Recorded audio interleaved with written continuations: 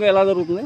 Chatrai voting సుమారుగా 1985 కానించి కూడా ఈ గ్రామంలో బూత్లన్నీ కూడా మేము వస్తూనే ఉన్నాం, ఓటేస్తూనే ఉన్నాం.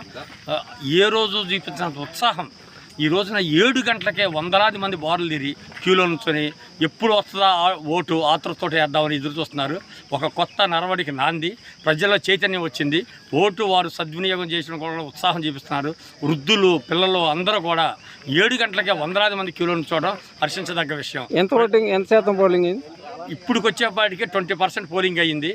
ఎందుకంటే ఈవీఎం మిషన్లో కొన్ని సాంకేతిక ప్రాబ్లమ్స్ రావడం వల్ల లేట్ అవుతుంది. కానీ క్యూలో మనుషులందరూ కూడా కనీసం ఒక్కొక్క బూతుల్లో కనీసం 100-150 మంది లైన్లో నుంచున్నారు.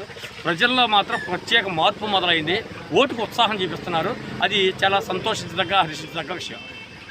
ప్రశాంత వాతావరణంలో జరుగుతుంది. చాలా ప్రశాంత వాతావరణం జరుగుతుంది. ప్రజలందరూ కూడా ఎవరు చెప్పినా సరే